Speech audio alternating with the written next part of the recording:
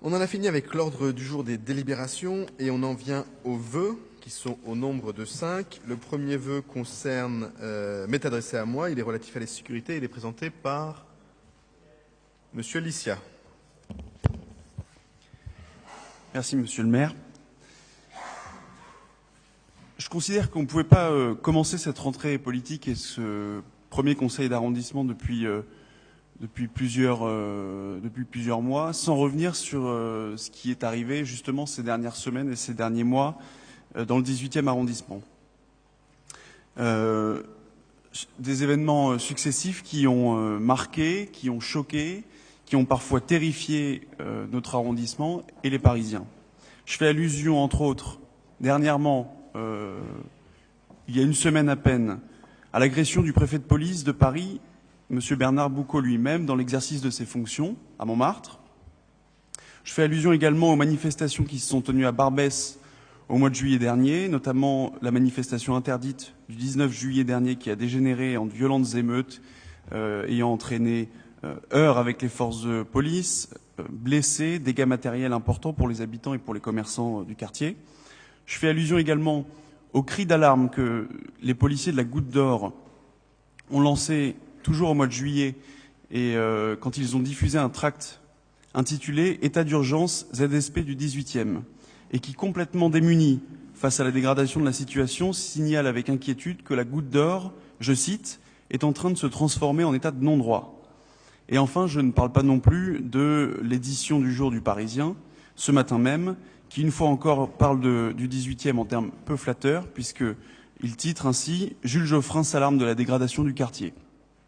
Et je ne peux pas non plus parler de la multitude de cas individuels de gens qui, au quotidien, souffrent de ce climat d'insécurité dans notre arrondissement. Alors, monsieur le maire, je suis entièrement d'accord avec vous quand vous avez dit « Non, Barbès, ça n'est pas Gaza-sur-Seine ». Je souscris totalement à ce que vous avez écrit en réponse à un édito de monsieur Rioufol.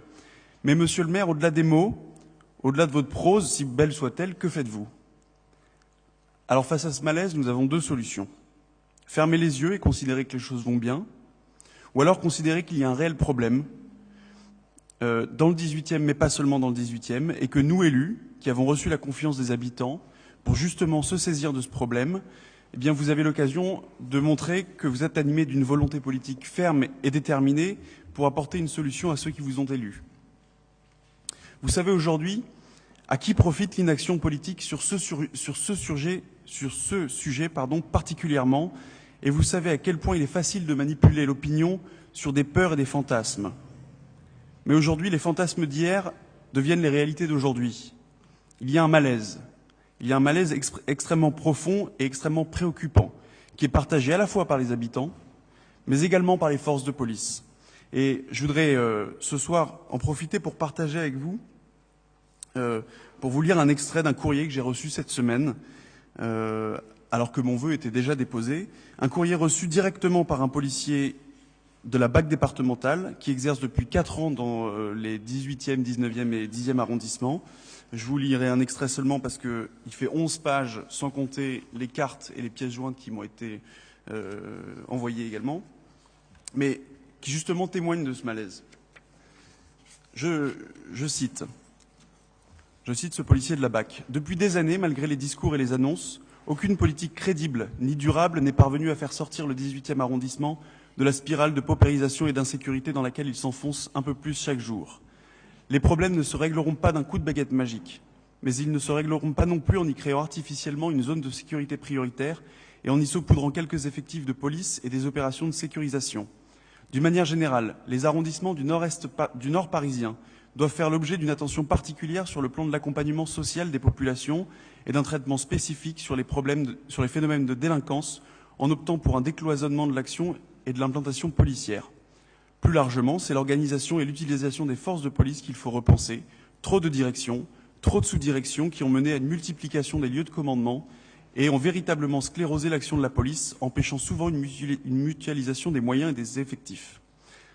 La baisse de la délinquance peut être amorcée, à condition de mettre en place une action pragmatique, en concertation avec les divers acteurs de terrain, un emploi rationnel des forces de police et une réelle volonté politique. Et de conclure, des solutions existent. Elles sont souvent entre les mains des policiers et des acteurs de terrain, mais ne sont que très rarement entendues. Très rarement entendues, pardon, pour la liaison. Et à la fin de son courrier, il préconise certaines choses, mais je vous laisse également, et puis je pense que c'est la responsabilité du conseil d'arrondissement et de la mairie de Paris de juger de ces préconisations, mais il préconise, sachez-le, de supprimer la ZSP Barbès-Château-Rouge, ainsi que celle du 19e arrondissement, ainsi que la BST Gare du Nord, la brigade spéciale de terrain, pour créer une seule et unique zone de sécurité Nord-Paris, englobant justement les 10e, 18e et 19e arrondissements, et je rajouterai, et pourquoi pas au-delà, vu qu'on est dans une optique de métropolisation des compétences des communes et en Île-de-France. Alors voilà le sens de mon vœu.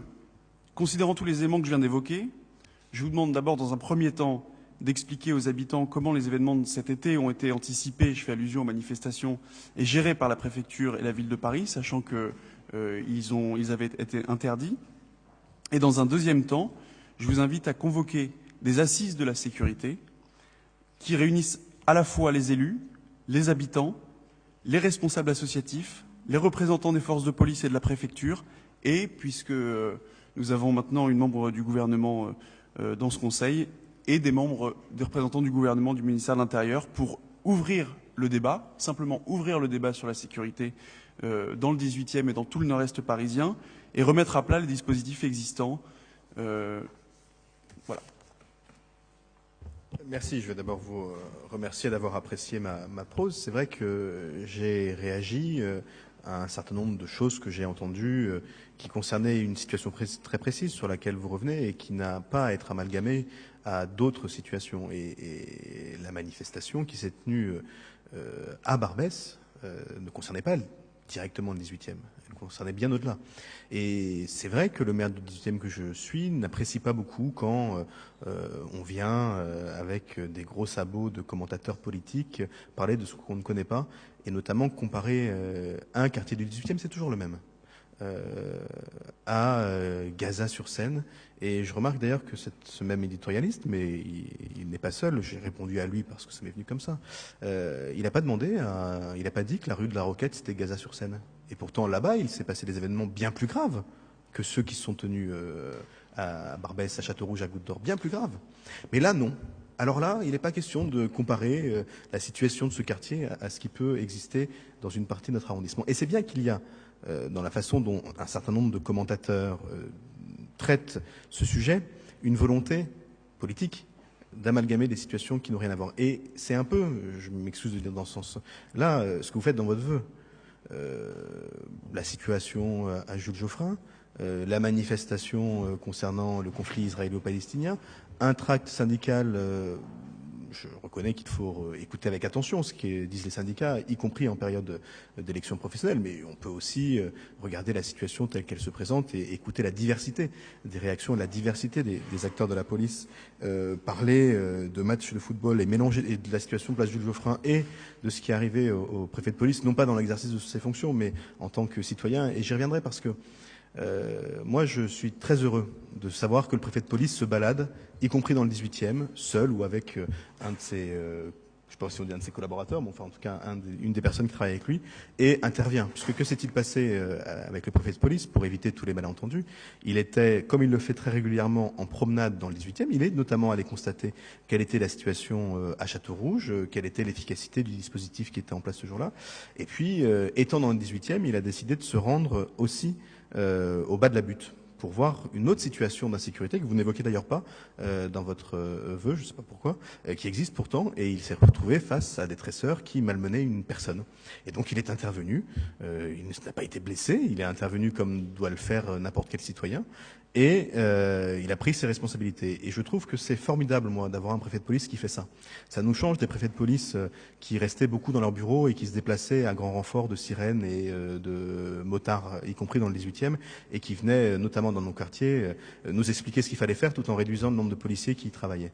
Et on est là dans une logique totalement différente. Et moi, je rends hommage au préfet de police, je rends hommage pour ce qu'il fait. Je n'apprécie pas et je trouve injuste les procès qui lui sont faits, mais c'est les mêmes procès qui sont faits au ministre de l'Intérieur. C'est les mêmes procès d'ailleurs qui sont faits à la garde des Sceaux. Je ne considère que cette volonté de nuire, alors individuellement au préfet de police et plus généralement à l'action qui est menée par l'État sur la sécurité, est injuste. Et moi, je reconnais et je veux qu'il soit écrit que le préfet de police, aujourd'hui, il prend ses responsabilités et moi, je lui en sais gré et je crois que nous devrions tous lui en savoir gré. Mais je reviens, avant de revenir à votre vœu, je reviens au témoignage que vous avez lu concernant un policier de la BAC. Et j'étais un peu surpris d'une forme de contradiction qu'il y avait. Au fond, il explique qu'il faut supprimer les ZSP et souhaite justement faire tout ce que fait la ZSP. Parce que ce que fait la ZSP, c'est bien ça. Elle met en commun les différents services de l'État, de la police, des douanes, et quand on va aux réunions hebdomadaires du jeudi matin sur la ZSP, on voit tous les services de l'État réunis, mais aussi les services municipaux, mais aussi l'éducation nationale, mais aussi les acteurs sociaux, mais aussi les équipes de la politique de la ville, et c'est bien ça la ZSP. Alors, on peut toujours réfléchir à la dimension de la zone. Faut-il en faire une seule ou plusieurs? Mais enfin, si on fait une ZSP, c'est bien qu'il y a un problème spécifique à un endroit. Et une zone qui prendrait tout Paris ne serait plus une zone. Et bien sûr que des leçons peuvent être tirées de tout ce qui se fait au sein de la ZSP dans la pratique policière quotidienne dans les autres quartiers. Et ça, c'est à l'État, à la police d'en décider, pas à moi. Mais au fond, vous demandez justement que les forces de l'ordre travaillent comme ils le font dans la ZSP. Eh bien, moi, je maintiens. J'étais favorable, comme l'était bien sûr Daniel Vaillant et notre majorité, à la création de la ZSP. Je maintiens qu'elle est indispensable. Elle doit rester dans ce périmètre. Est-ce qu'on peut retravailler un peu le périmètre? Vous savez, moi je parle beaucoup au commissaire de police, je le vois très régulièrement. Et en fait, bien sûr qu'il travaille au-delà de la zone de la ZSP. Bien sûr qu'il prend déjà en compte les rues qui y sont adjacentes. Vous savez, le commissaire de police, il est comme nous tous, il a envie de bien faire, il a envie de réussir, et donc il prend en compte la réalité. Mais je vais en revenir parce que je veux pas être trop long. J'ai dit ce que je pensais de cette façon d'amalgamer des phénomènes qui n'ont rien à voir. J'ai dit, et je redis que la situation de fait de ce qui s'est passé à Barbès au cours d'une manifestation n'a rien à voir avec les habitants de Barbès. Et si vous aviez été avec moi le lendemain matin dans les rues de Barbès, puis le lendemain après-midi avec la maire de Paris, vous auriez constaté que le ressenti des habitants du 18e, j'ai vu les commerçants qui étaient ouverts un dimanche matin, ils sont pas si nombreux que ça, mais il y en a quand même, j'ai vu les habitants qui se baladaient, ils étaient effectivement choqués. Et en même temps, ils nous ont tous dit, ils ont dit à la maire de Paris, mais c'est pas nous ça nous concerne pas. C'est chez nous, mais ça ne nous concerne pas. Et il n'y a pas de problème, c'est ce que j'écrivais à Yvan Riouffoul, de cohabitation des différentes sensibilités religieuses à la Goutte d'Or, il n'y en a pas. Il y a une mosquée, 2, il y en a même 3. Puis il y a une synagogue, puis il y a une église qu'on vient de classer au patrimoine des ABF, et puis il y a des temples, il y a un temple protestant, et tout ça vit très bien et cohabite tout à fait bien, à part quand un certain nombre d'imbéciles veulent y prévoir des apéros saucisson pinard. Alors là, oui, il y a une petite tension, mais elle se fait plutôt au détriment des imbéciles qui veulent le saucisson pinard que de la vie des communautés ou des sensibilités religieuses dans l'arrondissement. Et puis, il y a ce que vous demandez. Vous souhaitez que j'exige du préfet de police et de la maire de Paris qu'ils rendent compte sur la manière dont ont été gérés un certain nombre d'événements. Mais ils ne m'ont pas attendu pour rendre des comptes. D'abord, ils ne m'ont pas attendu puisqu'ils sont venus, la maire de Paris avec moi, le préfet lui-même, sur place, sur le terrain, pour constater, pour expliquer. Et je le redis parce que c'est pas dans votre vœu, mais j'ai trouvé votre expression un petit peu excessive, mais les violentes émeutes et les dégâts importants. Ce qui a été violent, c'est les propos qui ont été tenus. Ce qui a été violent, c'est la haine qui s'est exprimée. C'est l'antisémitisme qu'on a vu dans les rues de Paris. C'est pas ce qui s'est passé sur la voie publique. Il y a eu quelques très légères dégradations, 2 vitrines, un panneau publicitaire, une cabine téléphonique. C'est grave. Mais ce qui a été grave dans ce qui s'est passé, c'est pas l'expression de cette violence, c'est ce qu'on y a entendu. Et on a entendu dans les rues de la Goutte d'Or des propos qui n'ont pas à être tenus à Paris, qui ne devraient pas être tenus à Paris et qu'on n'a pas à entendre. Et ce qui a choqué les gens, c'est ça. Ce qui a choqué les gens, c'est que certains essayent, des supporters de foot du PSG, d'atteindre la synagogue de la rue d'Audoville. Très bien protégée d'ailleurs par les forces de l'ordre, puisqu'elle n'a pas été atteinte. Et d'ailleurs, les habitants qui étaient rue d'Audoville à ce moment-là ont salué le fait que, heureusement, la police a bien réagi, heureusement les forces de l'ordre étaient là, et heureusement la synagogue n'a pas été atteinte. C'était un but.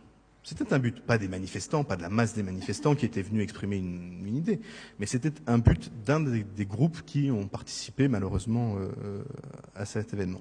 Alors je leur demanderai pas, moi, de rendre les comptes qu'ils ont déjà rendus, et je leur rendrai d'autant moins que j'ai pas envie de donner l'impression de leur donner des leçons. Et vous savez, le maintien de l'ordre, c'est un art compliqué. Et moi, j'étais au téléphone avec le commissaire le dimanche, il était à l'hôpital.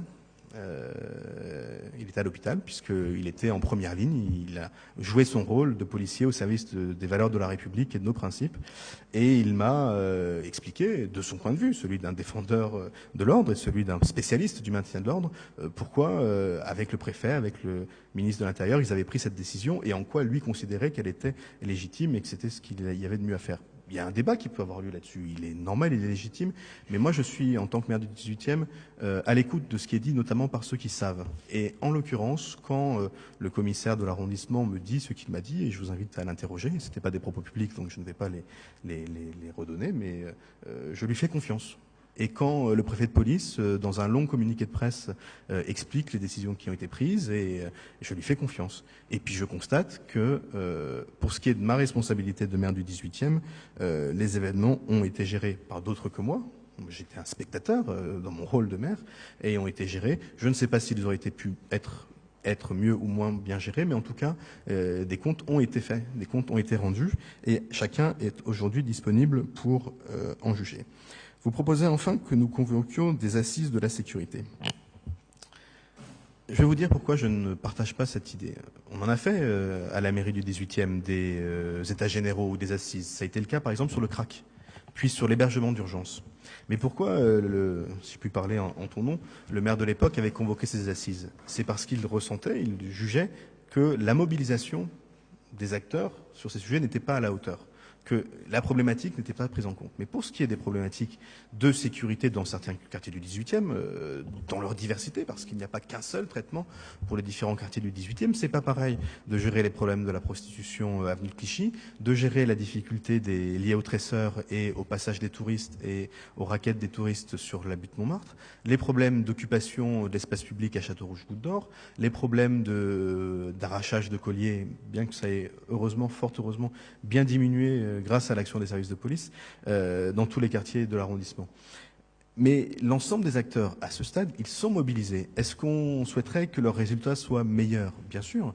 Mais en même temps, quand on regarde le nombre de réseaux de prostitution qui sont faits à la Goutte d'Or, quand on regarde le nombre de réseaux de revente de drogue qui tombent à la Goutte d'Or, quand on regarde le bilan de l'action des policiers sur la ZSP, celle de la Goutte d'Or, mais aussi celle qui nous concerne directement, celle du 19e, puisque la ZSP Stalingrad concerne une partie du 18e, et notamment les Jardins des Halles, on voit bien que l'État est mobilisé.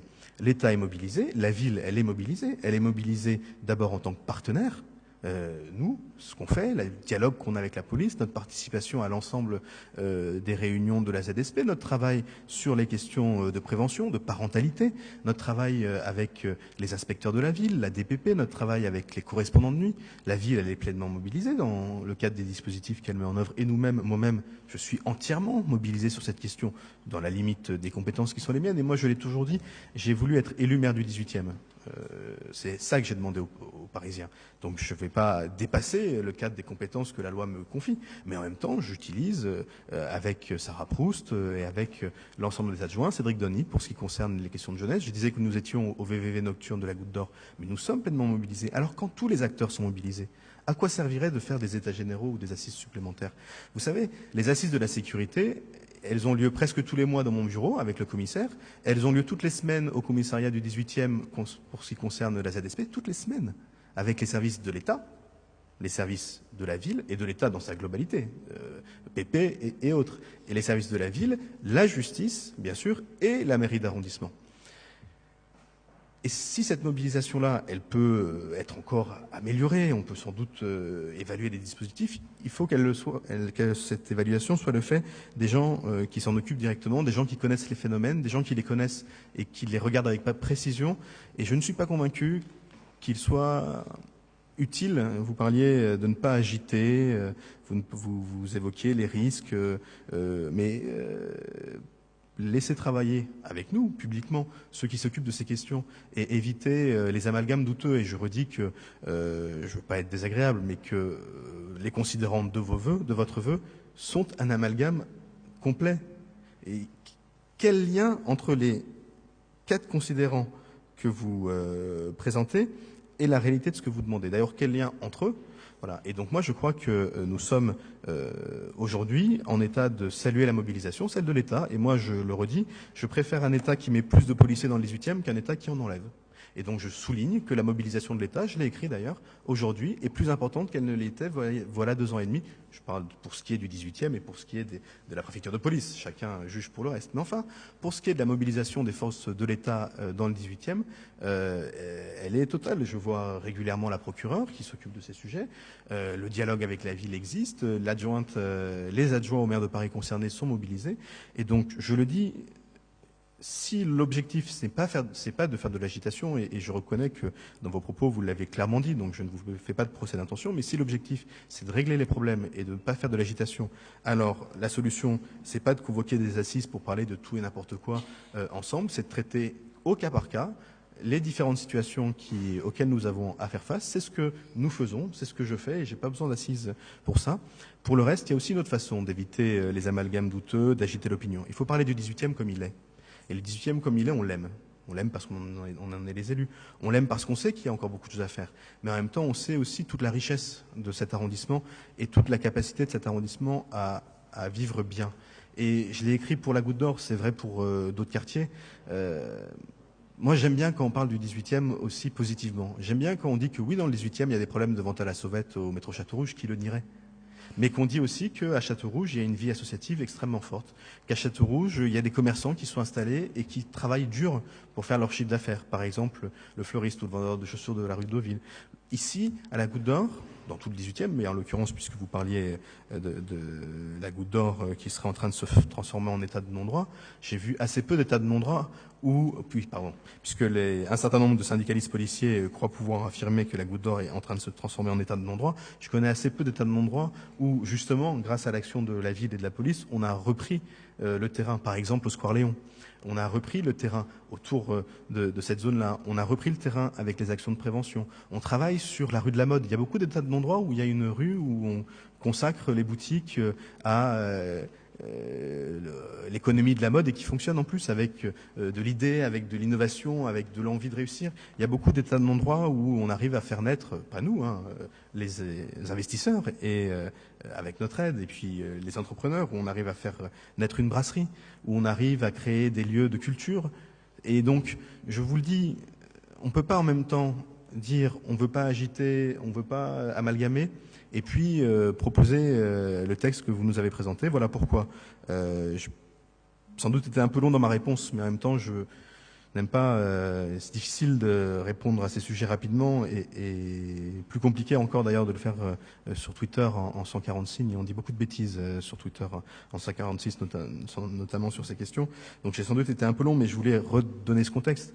Pourquoi ? Parce que je ne voudrais pas que qui que ce soit sorte de cette salle, la bonne foi de tout le monde n'étant pas en cause, ce ne sera pas le cas, en disant qu'on se désintéresse ou qu'on ne travaille pas. Ce serait tellement facile. Mais je veux qu'on reconnaisse, d'une part, que le travail qui est fait par le préfet de police, et notamment sur cet événement-là, s'il doit rendre des comptes, comme tout fonctionnaire doit rendre des comptes, ces comptes ont été rendus, et je ne vois pas bien l'intérêt d'y revenir maintenant, plusieurs mois après cet événement, alors que d'autres manifestations se sont tenues dans Paris, ailleurs que dans le 18e. Et surtout, je ne voudrais pas qu'on imagine qu'il nous faille des assises pour nous mobiliser sur un sujet sur lequel nous le sommes déjà. Donc moi, je vous le dis, je préférerais que vous retiriez ce vœu. Je reconnais qu'il est légitime de parler de ces questions. On le fait souvent dans ce conseil d'arrondissement. Je crois que le vœu tel que vous l'avez présenté est à minima maladroit. Et donc je préférerais que vous le retiriez de vous-même. Sinon, bien sûr, j'appellerai les uns et les autres à voter contre. Non pas parce que je voudrais me défausser, non pas parce que je penserais que j'ai pas, moi ou mon équipe, un rôle à jouer en la matière, mais parce que je crois que la proposition que vous faites n'est pas adaptée à la réalité de la situation. Et je crois qu'elle entraînerait plus de risques que de solutions. Et moi, ce que je recherche, ce sont les solutions. Alors, j'ai quelques demandes de prise de parole d'abord. Sandrine May. Et je vais prendre les prises de parole. Sandrine May. Daniel Vaillant, et puis Pierre Lissière. Merci, Monsieur le maire.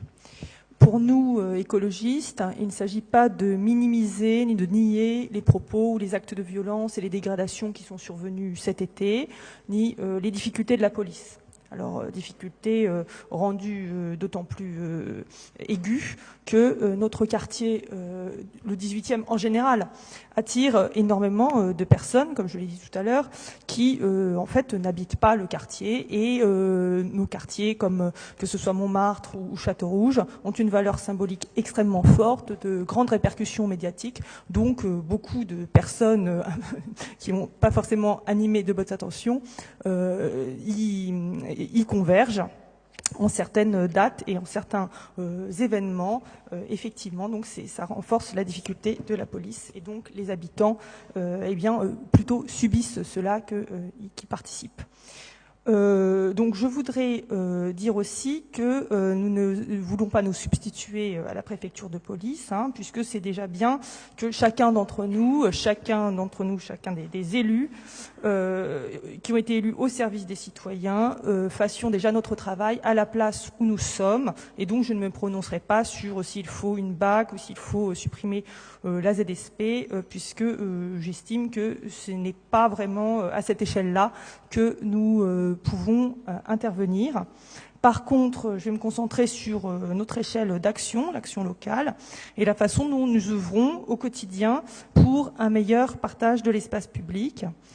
Parce que les habitants ne sont pas du tout dans une agitation émotionnelle, ou contrairement à ce qu'on veut parfois croire, mais ils essayent de trouver rationnellement des solutions avec la mairie du 18e, avec les associations, et donc ils sont déjà rentrés dans une phase de construction et de recherche, parce que nous sommes tous parfaitement conscients de la charge émotionnelle qui pèse sur ce quartier, et que beaucoup de choses nous échappent, puisque nous sommes dans la ligne de mire des médias.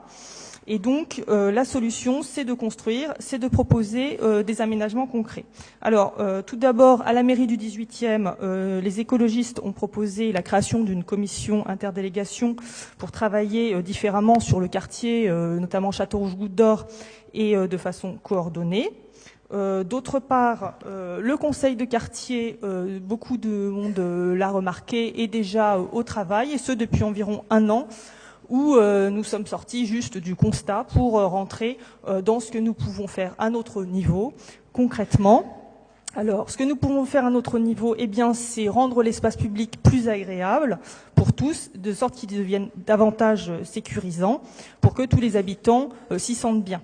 Alors, les habitants ont inventé et proposent plein de projets sur ce thème. Alors, lieu par lieu, mais c'est très très concret, c'est-à-dire ils disent, voilà, dans tel lieu, il y a des gens qui traînent. Donc, si on aménage ce lieu, et ils proposent des aménagements adaptés.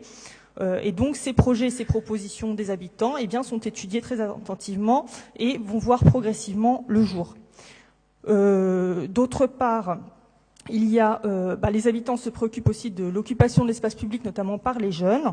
Et donc il y a entre autres un groupe de travail qui s'est constitué pour instaurer des relations entre les habitants et les jeunes, des relations qui soient harmonieuses, plutôt que de conflits. Alors ça porte ses fruits très lentement, je l'admets, mais si on ne fait rien, et puis en plus on ne peut pas uniquement compter sur les réponses de la police. Je veux dire, il faut aussi qu'il y ait d'autres stratégies, il faut un éventail de propositions et non pas une seule proposition qui serait miraculeuse, parce qu'on sait que ça n'existe pas.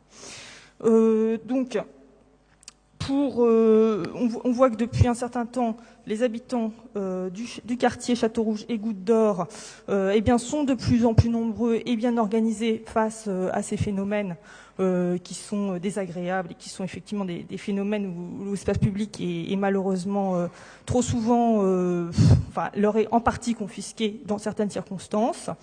Nous avons vu la mobilisation notamment de l'association Château-Rouge des usagers du métro qui ont voulu lutter contre notamment ce problème de la bousculade qu'il y a au métro Château-Rouge. Leur mobilisation a été entendue par la mairie du 18e. Donc voilà, donc je voulais dire par là qu'il y a aussi d'autres problèmes qui sont créés aussi par des problèmes d'aménagement urbain, etc. Et ce problème d'un nombre insuffisant de sorties du métro va être réglé, malheureusement pas tout de suite, mais progressivement. Donc voilà, par rapport au problème de bousculade et de suroccupation de l'espace public. Et il y a aussi plusieurs collectifs de riverains et associations qui font des propositions et qui se mobilisent. Voilà où l'on en est, voilà ce qui se met en place progressivement. Je parle bien du niveau des habitants et des élus, je ne parle pas du niveau de la préfecture de police car ce n'est pas dans ma compétence. Et voilà ce qui se produit, les habitants, les associations, les élus, et effectivement il faut du temps pour que cette nouvelle impulsion porte ses fruits, et cette nouvelle impulsion changera l'image du quartier et permettra que nous ne soyons plus effectivement dans la ligne de mire à la fois des médias et des personnes qui veulent se faire remarquer, puisque une des façons de se faire remarquer, c'est évidemment de venir aussi à Château-Rouge, à la Goutte d'Or, de venir à Montmartre. Évidemment, plutôt que de venir dans un lieu complètement désert et qui n'attire personne. Ainsi, donc l'implication très forte des habitants et des élus, c'est le levier principal de cette évolution nécessaire. Daniel Vaillant. Monsieur le maire, je serai bref. Vous avez dit ce qu'il fallait dire. Je n'ai rien à enlever et peu à ajouter à ce que vous avez dit. Je peux, de toute façon, à la place qui est la mienne aujourd'hui, étant associé aussi à la coordination de l'espace public et donc à ces questions, je veux témoigner de l'engagement du maire total au service de la tranquillité publique dans le 18e et de toutes les autres tâches qui incombent au maire, ainsi que celle de Sarah Proust, qui est engagée comme adjointe sur ces questions, comme l'était Myriam El Khomri auprès de moi avant. Donc voilà, il n'y a pas... On va sortir de ce débat, mais je ne dis pas d'ailleurs que M. Licia a voulu rentrer dans cette logique, et j'apprécie d'une certaine manière le ton, où il y en a qui seraient pour l'insécurité, comment donc, vous pensez, et ceux qui seraient pour la sécurité. On est tous pour la sécurité, pour la tranquillité, donc pour la liberté, et tout ce qui ne va pas nous enquiquine, et on voudrait bien pouvoir régler l'ensemble des problèmes en partenariat avec toutes les forces institutionnelles qui sont en charge de cette question. Quand j'ai dit ça, je crois que le maire avait raison, pas d'amalgame. Écoutez, moi j'ai travaillé avec beaucoup de préfets de police. Je les ai respectés. Quand M. Gaudin, préfet de police, m'a appelé en me disant « Monsieur le ministre, il y a une manifestation saucisson-pinard qui veut se faire à la Goutte d'Or, qu'en pensez-vous » Je lui ai dit « Monsieur le préfet, c'est vous qui prendrez la décision, mais je l'interdirai. La Goutte d'Or a droit à vivre en paix et a vocation à vivre en paix. Et elle vit en paix, malgré les difficultés. Il a interdit la manifestation saucisson-pinard, elle s'est tenue aux Invalides. Très bien. Les organisateurs ont compris peut-être qu'ils n'avaient pas instrumentalisé sans doute, qu'ils pouvaient être. N'avait pas d'intérêt à venir perturber un quartier qui n'avait pas besoin de ça. Quand cette manifestation a été annoncée, le préfet de police m'a appelé, m'a demandé mon sentiment, et le ministre de l'Intérieur également. Moi j'ai dit, je pense qu'il faut interdire cette manifestation, elle ne peut pas bien se dérouler. C'est impossible. Voilà pourquoi je vous dis, les incidents qui sont intervenus par rapport à une manifestation interdite, ce serait de la même manière produit si elle avait été autorisée. Et que n'aurait-on dit? Ah, vous avez autorisé une manifestation, et voilà comment ça s'est terminé. Il n'y avait pas, par rapport à la motivation, au groupe, parce qu'on a quand même quelques informations, heureusement on a des services qui se renseignent un peu, on savait ce qui arriverait, le préfet de police savait que cette manifestation ne pouvait pas bien se terminer, compte tenu de ceux qui étaient à la manœuvre. J'utilise exprès le terme. Et quand il y a eu d'autres manifestations sur la même thématique, le préfet de police et le ministre de l'Intérieur les ont autorisées parce qu'il y avait un encadrement, un engagement, une responsabilité des forces syndicales, politiques, associatives qui ont permis à ces manifestations de se tenir sans heurts, sans difficulté. Voilà, le maire a rappelé. Moi aussi, j'ai eu des gens au téléphone. Le commissaire de police, M. Boire, quand il a reçu un parpaing lancé du premier étage de la future brasserie à Barbès, sur le genou, heureusement, sur la tête, l'affaire était sûrement réglée. Et heureusement que son genou a résisté. Il était en fonction, il a commandé, et en liaison directe avec le préfet de police et avec le directeur de la sécurité publique, M. Méric, et ils ont réussi. Il faut le répéter. L'objectif, c'était la synagogue de la rue de Deauville, de la part de ces zèbres-là, qui voulaient aller casser la synagogue de la rue de Deauville. C'était ça l'objectif. Bien, eh bien, ils n'ont pas réussi. Et donc, d'une certaine manière, les arrestations qui sont intervenues, les condamnations encore récemment, un a été repris, a été condamné, la justice est passée, et les démonstrations ont eu lieu. Voilà pourquoi je crois qu'il ne faut pas faire d'amalgame avec la situation du quartier. C'est de longue date, hein, pour les plus anciens comme moi. Le marché aux voleurs, vous vous rappelez de ça? La drogue, y compris les exploitations politiques qui ont pu avoir lieu à l'époque. Je crois que la ZSP est un plus, parce que ce n'est pas une affaire que de police. Il y a des politiques de prévention, il y a des politiques ciblées pour l'emploi des jeunes, il y a tout ce que la ville a mis en œuvre et continuera à mettre en œuvre. Quand on va faire une crèche rue Mira, c'est un plus. Quand on a obtenu de la RATP de faire la réfection totale de la station au Château-Rouge, c'est un plus. Eh bien, c'est ça aussi la ZSP. Et donc, je crois qu'il faut vraiment dire que la ZSP, et c'est vrai dans le 19e, où je suis aussi député, je pense que ça donne de bons résultats. Mais nous restons, et j'en arrêterai là, avec un problème. D'abord, je veux dire, par expérience, que la cogestion du maintien de l'ordre avec les syndicats de police, ce n'est pas le conseil que je donnerais au ministre de l'Intérieur ou au préfet de police. Hein. Chacun son job. Les syndicats sont là pour défendre leurs mandants, faire des campagnes à l'intérieur quand il y a des élections syndicales, c'est bientôt le cas. Mais la cogestion des affaires de sécurité avec les syndicats, moi j'ai toujours été contre. Voilà, je le dis clairement. Parce que les syndicats ont leur boulot, le ministre est une autorité politique, il dirige la police nationale, les préfets, et notamment le préfet de police, ont à le faire également. Le problème qui nous reste, bon, l'habitat insalubre, on ne va pas y revenir, Michel. C'est en passe d'être réglé, même si c'est jamais terminé, bien sûr. Les questions de voirie, ça a beaucoup bougé. Les aménagements, les équipements, il reste un problème, c'est un commerce inadapté à un quartier de Paris, tel qu'il est. Il faut lui garder sa spécificité, ses contrastes, ses couleurs. C'est pas un problème.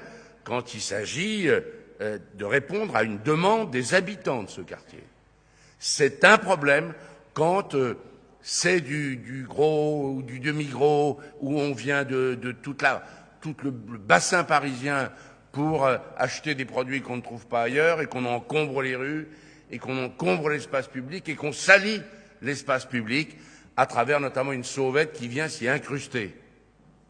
Or ça, le préfet de police en est convaincu, c'est ça qu'il venait voir l'autre jour, notamment quand il est venu en jean et basket, sans uniforme, pour voir ce qui se passait. Et il constate que sur le plan sauvette, ça va pas. Mais on est loin, reconnaissez-le avec la sauvette, de sanctions judiciaires fortes, c'est la contravention. C'est un des problèmes. Et puis les commanditaires de cela. Alors, c'est par une action, notamment sur le commerce, sur le respect de la réglementation, la police administrative, et il y a du travail qui est fait par M. Thirion notamment, et avec l'aval du procureur. Voilà, ça reste un des problèmes.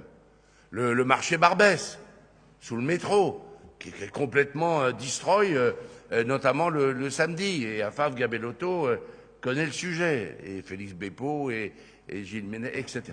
On est devant des difficultés, et pardonnez-moi, par rapport à ce qu'on a connu quand il y avait des morts, Square Léon, je ne dis pas que c'est parfait, mais d'une certaine manière, il ne faut pas baisser les bras. Et ce serait une grave erreur que de considérer que la ZSP, il faut l'évacuer. Vous verriez, là, comment on se relâcherait. Il y avait des problèmes à Marcadet-Poissonniers. Vous avez tous été saisis, les élus, nous. Eh bien, aujourd'hui, dans le métro, il y a... Écoutez, monsieur Licia, vous êtes droit, vous avez le droit, utilisateur du métro, de considérer que c'est pire qu'avant. Je constate, et j'ai des retours, que ça va mieux. Je dis pas que c'est parfait, mais les craqueurs sur les quais du métro Marcadet-Poissonniers, Château-Rouge, la question va vite être réglée, puisque, de toute façon, la station va être fermée pendant 18 mois. Mais voilà, la police a agi. Je dis pas que tout est réglé, elle a agi. Et il faut encourager la police. Parce que si on l'engueule quand elle agit, quand elle travaille, je vais même évoquer, pardonnez-moi, je vais même évoquer, parce que ça s'est mal terminé pour d'autres raisons, quand la police arrive à préempter 52 kilos de cocaïne par des trafiquants qui sont sur le secteur ordonnaire. Ben là, on a tous écrit, félicité le préfet de police pour l'action de la police judiciaire et de la police des stupes. Ce qui est dommage, c'est la suite. Mais ça, c'est pas le débat d'aujourd'hui. Et la justice est saisie. Mais voilà, il faut continuer. Il ne faut pas se laisser aller à ne plus agir. Il faut éviter de critiquer, comme le disait le maire. Il faut être aussi fier des citoyens du 18e qui n'ont rien à voir avec ces distorsions, avec cet incivisme que l'on constate encore. Il faut donc encourager, toujours encourager les forces de l'ordre, les forces au service de la liberté et de la tranquillité, d'agir. Et je crois que le partenariat préfet de police, ville de Paris, procureur, association, ça, c'est le partenariat qui pourra donner des résultats sur le long terme. Je vais donner la parole à Pierre Licia qui l'a demandé pour conclure. J'ai dit en finissant mon intervention que Twitter n'était pas le bon lieu pour évoquer ces problèmes. Et je le redis, si quelqu'un a entendu dans mon intervention un déni des réalités, ou si quelqu'un a entendu dans mon intervention un refus de m'engager sur ces questions, c'est ou qu'il a ou qu'elle a mal écouté, ou qu'elle fait preuve d'une mauvaise foi quand même assez considérable. Et moi, je le redis, on est sur des sujets graves. On est sur des sujets importants. On est sur des sujets qui, bien sûr, touchent le 18e et le maire que je suis, bien sûr, mais qui touchent l'ensemble de notre pays. Et si vous ne voyez pas la situation politique dans laquelle on est, et si vous ne voyez pas les conséquences d'un certain nombre de discours, d'un certain nombre de débats, d'un certain nombre de postures, si vous ne voyez pas les conséquences de cette espèce de procès permanent en légitimité vis-à-vis de ceux qui ont gagné dans les urnes, que ça vous plaise ou non, et en l'occurrence, à l'époque, ça avait l'air de vous plaire, alors vraiment, vous n'êtes pas à la hauteur des choses. Et moi, je vous le dis, nous sommes des élus du 18e. Nous avons une responsabilité, on l'a voulu, cette responsabilité, on l'a voulu d'être élus. On s'est même beaucoup battu pour l'être. Eh bien oui, ça engage un petit peu de hauteur. Et là, je vous le dis, les uns les autres, faites attention à ce genre de choses. Et moi, je n'accepte pas d'être mis en cause comme ça. Qui est-ce qui a pu entendre dans mon intervention un déni des réalités? Est-ce que j'ai dit à un moment ou à un autre que le problème était réglé, qu'il n'y avait plus de difficultés de sécurité? Est-ce que vous m'avez entendu dire que la situation à Château-Rouge était parfaite? Non, je ne l'ai pas dit. Alors pourquoi projeter ça dans la twittosphère avec cette espèce d'idée qu'on pourrait obtenir un bénéfice politique dans ce type de débat? Mais c'est pas vrai. Le bénéfice politique, il sera pour nous tous, les Républicains, le jour où, ensemble, on arrivera à régler ce genre de problème. À régler, et on y avance. Et d'ailleurs, on l'a fait avec l'opposition et sur la ZSP. Je le redis, l'opposition a toujours accompagné cette politique. Il peut y avoir des débats, hein, encore une fois. Mais j'ai jamais entendu qui que ce soit dans l'opposition républicaine dire qu'il ne fallait pas un investissement policier important avec le procureur et avec les services de l'État et avec nous. Alors pourquoi, comme ça, au motif qu'on a un débat en conseil d'arrondissement, on peut se permettre de dire des choses qui sont pas problématiques pour moi, ça me touche un peu, bien sûr, comme tout le monde, parce que c'est pas très agréable d'imaginer, mais en même temps, je suis pas dupe, j'ai toujours considéré les électeurs et les citoyens du 18e comme des gens intelligents, et donc je suis persuadé qu'il n'y en a pas un qui, en lisant ce type de propos, imaginera que j'ai pu être dans le déni de réalité. Mais moi, dans cet arrondissement, j'y suis depuis longtemps. J'ai vu les situations évoluer à la Porte de la Chapelle, à Château-Rouge. Je le traverse, ce quartier, j'y habite pas, mais je le traverse longtemps. Mon prédécesseur y habite depuis très longtemps. Vous vous imaginez qu'on ne voit pas ce qui s'y passe? Et vous pensez qu'on ne veut pas s'en occuper? Mais quel serait notre intérêt? Imaginons même qu'on soit des afro-politicards. Mais pourquoi ne nous intéresserions-nous pas à ces questions? Pourquoi n'essayerions-nous pas de la régler? On a un bénéfice politique à tirer du fait que ce soit pas parfait à Château-Rouge ou pas bien à la place du Tertre? Non. Alors pourquoi lancer ce type de procès? Je m'égare, je suis désolé, mais j'avais envie de le dire et j'aurais pas dû parce que d'abord c'est moi-même qui fais entrer Twitter dans notre conseil et je m'y opposais, mais voilà. Monsieur Licia, Monsieur Bournazel, et puis on passe au vote. Ou si vous retiriez votre vœu à l'absence de vote. Alors, merci de me redonner la parole. D'abord, je ne sais pas ce qui se dit sur Twitter actuellement. Je n'ai pas regardé, j'y suis pas pour le moment. Mais en tout cas, à aucun moment j'ai remis en cause votre légitimité, ni même celle du gouvernement ou du président de la République. Je ne sais pas à quoi vous faisiez allusion, mais voilà, à aucun moment je tenais à le signaler malgré tout. Vous avez tous apporté un certain nombre d'éléments et j'aimerais y revenir sur chacun d'entre eux, mais ce sera un peu compliqué. Tout d'abord, vous m'avez posé, Monsieur le maire, la question du lien entre les considérants. Et vous m'avez plus ou moins accusé de faire des amalgames, carrément accusé de faire des amalgames. Le point commun entre ces considérants, c'est que ce sont tous des événements majeurs qui étaient connus et qui étaient surtout prévisibles. La manifestation était prévisible. Et à chaque fois, ce sont des événements qui n'ont pas été suffisamment anticipés. Monsieur Vaillant, vous avez dit la manifestation, elle aurait pu être interdite, elle aurait pu être autorisée. Au final, il y aurait eu des dégradations également. Alors, je ne sais pas d'ailleurs, vous dites qu'il y avait des dégradations, que le commissaire s'est pris un parpaing dans le genou, et Monsieur le maire explique que finalement c'était pas très violent et que c'était juste des paroles haineuses. Bon, alors faudra vous mettre d'accord. Mais c'était prévisible ces manifestations. Et quand le préfet interdit la manifestation, parce qu'il considère qu'il peut y avoir des débordements, eh bien le préfet doit se donner les moyens d'interdire effectivement la manifestation. Et c'est pas, vous m'avez parlé du commissaire du 18e qui était sur le terrain, mais je remets pas du tout en cause l'action du commissaire et encore moins celle des policiers qui étaient sur le terrain. Je remets pas du tout en cause leur mobilisation et leur motivation à faire respecter l'ordre républicain ce jour-là et puis dans le 18e en règle générale. Simplement, quand une manifestation est interdite, je considère que s'il y a 10, 15, 20 personnes qui se réunissent pour manifester, eh bien le préfet doit donner l'ordre d'interpeller ces personnes puisque la manifestation est interdite. Il ne faut pas attendre 16 heures parce que c'est pas évidemment le commandant. C'est pas le commissaire du 18e qui a pu donner l'ordre. Le commissaire du 18e a attendu l'ordre de la préfecture. Et le policier avec qui j'ai conversé pendant longtemps, pendant 2 heures, près de 2 heures, de la BAC, et j'ai discuté avec un autre policier qui a d'ailleurs jeté l'éponge et qui est parti dans une ville de province, les deux m'ont parlé à chaque fois du syndrome, que je ne connaissais pas, peut-être le connaissez-vous, le syndrome Malik Oussekine. C'est-à-dire qu'aujourd'hui... non mais ne riez pas, c'est une réalité et c'est vécu comme un traumatisme par les policiers. C'est-à-dire qu'aujourd'hui, quand vous avez des manifestations, quand vous avez un risque de débordement et d'affrontement avec les forces de police, eh bien l'ordre est donné de ne rien faire, de laisser casser, plutôt que de prendre le risque d'une bavure dramatique comme ça a pu être le cas avec Malik Oussekine. Voilà, donc je parle simplement... J'évoque simplement un malaise qu'il y a chez les policiers. Je ne remets pas en cause leur mobilisation. D'ailleurs, à aucun moment j'ai dit qu'ils n'étaient pas motivés pour faire régner l'ordre républicain, puisque j'ai parlé, non pas de leur motivation, mais de la manière de leur organisation. Et c'est d'ailleurs ce dont me parlaient ces deux policiers avec qui j'ai parlé. C'était l'organisation de la préfecture et l'organisation des forces de police à Paris. Il y a trop de doublons, me disait-il, entre les différents services de la préfecture. C'est-à-dire qu'aujourd'hui, il y a une voiture de la BAC qui peut passer dans une rue. Aujourd'hui, je cite un exemple concret. Il y a une voiture de la BAC qui peut passer dans une rue, croiser une voiture de police avec les gyrophares en train de foncer à toute vitesse, et pour autant, ils sont même pas sur les mêmes stations radio, ils savent même pas ce qu'il en est. Et pourquoi, vers où, est-ce que leur aide nécessaire, etc.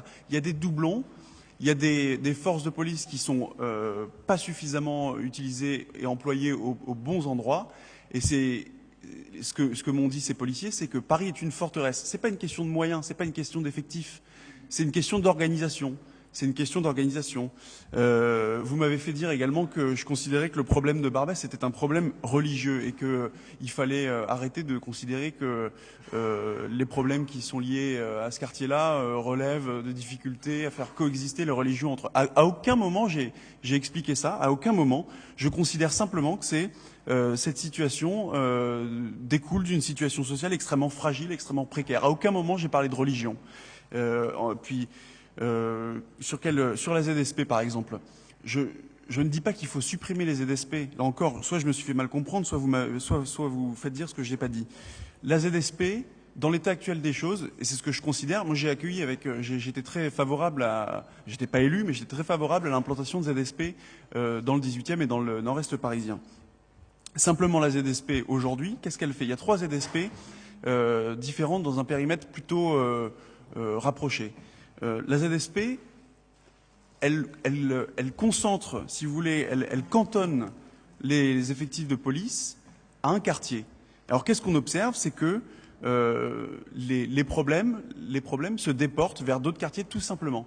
Et donc par exemple aujourd'hui vous avez le quartier Chapelle qui est au milieu des 3 ZSP et qui a hérité entre guillemets de toutes ces problématiques-là, de tous ces problèmes. Donc ce que je demande, c'est pas la suppression des ZSP, c'est pas d'enlever des moyens, c'est simplement d'élargir. Vous avez parlé de la taille de la ZSP. Et il faut adapter la zone de la ZSP aux besoins réels du terrain. Et aujourd'hui, 3 ZSP pour un périmètre qui est finalement assez restreint et assez rapproché, pourquoi pas faire au final une grande ZSP qui réunirait tous les territoires en difficulté parisiens. C'est simplement un élément de réflexion. Je ne dis pas, et là non plus, je ne dis pas que vous ne faites rien pour la sécurité. Je ne dis pas non plus que les forces de police ne font rien pour la sécurité. Je dis simplement qu'il faut réfléchir à une nouvelle organisation et surtout une autre utilisation des forces. Alors, vous m'avez parlé du préfet qui s'est lui-même et qui est allé voir les dresseurs au pied de la butte Montmartre. Mais le rôle du préfet, c'est pas de se substituer aux forces de police. Comme moi, évidemment, tout le monde rêverait que quand il y a un acte d'incivilité, eh bien chacun dans le 18e arrondissement, n'importe quel habitant, puisse aller voir cette personne et puis l'en interdire. Mais c'est pas ça aujourd'hui. La police, elle est là pour régler ces problèmes. C'est pas aux habitants de régler eux-mêmes les problèmes d'incivilité. Donc je remets vraiment aucunement en cause tout le travail des forces de police et même votre détermination. Je sais bien que, et encore une fois, j'ai lu votre texte, votre réponse à Yvan Rioufol et je vous en remercie même parce que effectivement on ne parle pas suffisamment du 18e en ces termes, mais j'aime autant le 18e que vous aimez le 18e et nous tous autour de cette table. C'est pas un plaisir pour moi de dire qu'il y a des problèmes de sécurité, tout comme c'est pas un plaisir pour moi de dire qu'il y a des problèmes de propreté. J'étais à Barbès le jour même des manifestations, j'y suis resté 5 minutes, pas plus, parce que je suis désolé, mais j'ai trouvé que les choses prenaient une tournure assez violente. Et j'étais ensuite à Barbès le surlendemain, non pas le lendemain, mais le surlendemain. J'y étais d'ailleurs avec mes collègues Pierre-Yves Bournazel et Martine de Bonneuil. Et on est allé à la rencontre des habitants, à la rencontre des commerçants. Évidemment que les manifestants ne venaient pas du 18e. Et je ne l'ai pas dit non plus. L'incompréhension, elle venait du fait que, effectivement, la préfecture avait interdit cette manifestation. Et donc, effectivement, ils avaient pressenti qu'il pouvait y avoir des débordements. Et ils se sont rendus compte que finalement, il ne s'est rien passé. C'est en ça que je parlais de ces événements-là. Voilà, donc je vais céder la parole, mais je voulais revenir sur ces points-là, choses que je ne pense pas et choses que je n'ai pas dites. Mais je voulais simplement revenir aux éléments que j'avais évoqués. Bien, j'ai laissé longuement le débat se dérouler malgré réprimande de mes collègues sur ces bancs, mais il m'a semblé que c'était compliqué d'arrêter un débat, y compris parce que j'avais moi-même, et je le dis, été très long, et en même temps j'ai considéré qu'il était difficile de faire plus court, donc je n'enlève rien à ce que j'ai dit, mais je ne suis pas dans un débat de pratique policière, d'ailleurs je ne suis pas qualifié pour, je ne suis pas policier, et je redis que je considère que le commissaire, le préfet de police, dont c'est le métier, sont sans doute mieux placés qui que ce soit ici pour donner des leçons de maintien de l'ordre, et que s'ils ont pris ces décisions-là, elles ont à minima à être respectées, et il est assez difficile qu'on est éloigné malgré tout de ce monde du maintien de l'ordre, qui est un métier très particulier, y compris à l'intérieur de la police, d'en tirer des leçons particulières, et en tout cas de donner des conseils aux uns et aux autres, et y compris à l'intérieur même de la police. Assez peu nombreux sont ceux qui se permettent de donner des leçons aux spécialistes du maintien de l'ordre. Vous l'avez dit, c'est compliqué le maintien de l'ordre, et je reconnais que j'aurais encore plus mal vécu s'il y avait eu un drame. Et il n'y en a pas eu. Il y aurait pu en avoir. Et il n'y en a pas eu. Et c'est un élément de maîtrise. Alors je vais laisser vraiment pour quelques minutes, voire un peu moins, la parole à Pierre-Yves Bournazel. Je vous rappelle que théoriquement nous devons finir notre conseil dans 10 minutes, donc on va prolonger un tout petit peu. Il reste quelques vœux à voir, y compris des vœux qui sont tout aussi importants. Donc je vous laisse vraiment quelques minutes la parole et puis on passe au vote. Oui, monsieur le maire, je voudrais rapidement répondre à un certain nombre de points. D'abord, si ce vœu a été déposé, c'est pas pour faire de l'amalgame de situation. Les sujets qui sont posés par ce vœu, c'est la vie des gens, leur vie quotidienne. Et vous le savez très bien, c'est ce qu'ils vous disent, c'est ce qu'ils vous écrivent, c'est ce qu'ils nous disent, et c'est ce qu'ils nous écrivent. Et un conseil d'arrondissement, c'est fait pour parler de la vie réelle. Oui, il y a le meilleur, et puis il y a le moins bon. Le meilleur, on en parle. Quand il y a des programmes, quand il y a des associations qui font un travail formidable, il faut valoriser. Et puis quand il y a de la violence, quand il y a de l'irrespect, quand il y a des problèmes de tranquillité publique, il faut en parler, parce que c'est la vie des gens. Et si on n'en parle pas, eh bien on est à côté de notre fonction, celle de représenter les citoyens, de porter leur voix, leurs inquiétudes. Deuxièmement, on a parlé de cette manifestation, j'y reviens très vite. Chacun pouvait être pour ou contre l'autorisation ou l'interdiction de cette manifestation. Je me suis d'ailleurs moi-même beaucoup interrogé sur le bien fondé de l'interdiction, mais à partir du moment où le préfet de police en avait pris la décision, je l'ai respectée.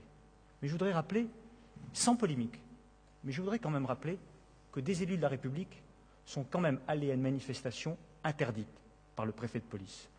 Et ça pose un vrai problème dans une démocratie.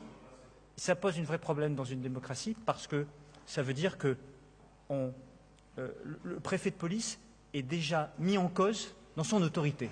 Alors comment voulez-vous aller expliquer ensuite aux citoyens qu'il faut respecter la loi quand des élus importants, un maire d'arrondissement, est allé à cette manifestation, quelles que soient ses idées sur le sujet, elles sont respectables. Et sur ce sujet-là, chacun a droit d'avoir son idée dans le respect des uns et des autres, mais simplement, quand une décision est prise par le préfet de police d'interdiction d'une manifestation, un élu de la République, quel qu'il soit, dans ce contexte ou dans un autre, il y en a eu dans d'autres circonstances. Moi, je suis contre le fait de ne pas respecter une décision du préfet de police. Rapidement, sur la ZSP, ça sera mon dernier mot. Sur la ZSP, on attend des résultats. Mais ce soir, moi, ce qui me frappe, c'est qu'on n'a pas de chiffres. Et qu'il faudra bien y revenir de ce débat, c'est des chiffres concrets. Oui ou non, a-t-on fait reculer la délinquance? Oui ou non, a-t-on fait reculer le proxénétisme, le trafic de drogue, la vente à la sauvette, les vols à l'arraché? Oui ou non, a-t-on fait reculer les problèmes d'insécurité, les gens qui urinent sur le trottoir, les actes d'incivilité qui minent le moral des citoyens chaque jour? Eh bien, en tout cas, on n'en a pas la preuve. Et à faire les rencontres multiples avec les habitants, pas ceux qui viennent de l'extérieur, avec les habitants du quartier, dans leur diversité sociale, d'origine, dans leur diversité générationnelle, il y a une colère. Nous étions avec Pierre Licia et Martine de Bonneuil quelques jours après, mais j'étais encore la semaine dernière discuter pendant plus de 3 heures avec des habitants, et il y en a un qui m'a pris la main et m'a dit « Je vais vous faire le tour, mais je le vois bien tous les jours, mais je vais quand même vous faire le tour. » Parce que ça fait 40 ans que je suis là et je veux faire le tour parce que j'ai l'impression que je vous dis des choses, mais m'engueulez-moi, je ne suis pas le maire, mais ni le préfet, ni quoi que ce soit. Je vais relayer. Il me disait, vous n'entendez pas, vous ne comprenez pas, parce que c'est un calvaire. Et effectivement, il y a quand même des problèmes extrêmement lourds de concentration de difficultés Bien. dans ce quartier. Non, bien, oui, mais Tout ça c'est la tourne un vie des petit peu gens. en rond, je vous le cache pas. Il est 11h moins 5, Oui, on a déjà oui. eu un long débat, donc je vous demande de conclure Je- rapidement je- maintenant. Je conclus. Rapidement. Et je m'excuse de vous. Oui.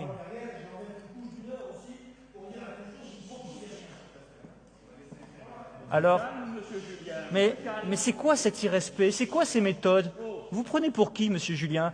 Vous savez qu'au Conseil de Paris, vous avez été Finissez votre intervention, Monsieur Bournazel. Vous avez été Sinon, je vais être obligé de sanctionné vous par le convoquer président demain socialiste pour, de séance pour irrespect en ma personne. Sinon, je vais être obligé de vous Continuez, convoquer c'est bien. demain pour finir Vous êtes le d'un conseil grand niveau. d'arrondissement. Vous savez que la vidéo dont vous êtes fier circule sur Internet de votre spectacle ici Oui. ne vous fait pas honneur. Ne revenons pas Voilà. sur de Non, débat. non. Concluez votre propos Non, mais et ensuite on passera au vote. Je C'est moi qui n'admets préside pas, cette je n'admets c'est pas, moi je qui n'ai pas été préside le cette plus long séance. dans ce débat. Je suis président de groupe, Oui, donc et- j'ai le droit de et m'exprimer, votre mais je n'ai groupe pas s'est été le exprimé plus très long. largement. Non, mais attendez. Eh bien, coupez-moi la parole. Je crois que c'est bien. Bon. Autoritarisme. Écoutez, dans ce Allez-y, cas-là- coupez-moi oui, la parole. autoritarisme, bien sûr. Mais tout ça. Eh bien, pour la peine, je demande une suspension de séance parce qu'elle est le droit. Voilà. À malin, malin et demi. Je vous donne une suspension de séance d'1 minute qui est très malin parce qu'à malin et demi, je crois qu'il était temps que ce débat s'arrête et il était temps qu'il s'arrête, donc il s'arrête. Je vous accorde donc une suspension de 30 secondes puisqu'elle est de droit, ce qui va permettre à tout le monde de se calmer, voilà qui est très intelligent et qui ne fait pas du tout perdre du temps aux uns et aux autres. Je propose que nous reprenions la séance en passant au vote de ce vœu, puisque j'ai compris que vous ne l'aviez pas retiré, et c'est bien votre droit, mais je redis ce qui a été une intervention et je vous y renvoie. Je crois que le débat aurait dû être à cette hauteur et pas à celui auquel vous avez souhaité le mettre. Qui est pour?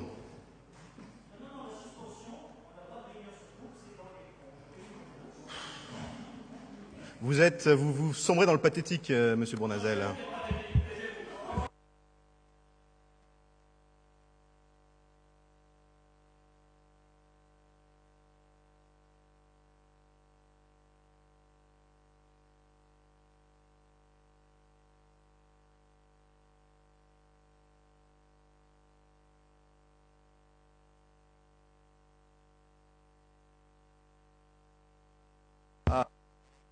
Suspension qui a dû permettre de vous réunir utilement. Je passe au vote. Qui est pour? J'ai bien compris. Qui est contre? Hein? Quelle explication de vote? Non. C'est terminé, on l'a compris, le vote de votre groupe. Je ne vous redonne pas la parole, je passe au vote. Le vote a été annoncé, il se tient. Qui est pour? Non, je m'en fiche. Qui est contre? Mais tu me suivras pas. Qui s'abstient? Le vœu n'est pas adopté. On passe à un deuxième vœu de l'UMP.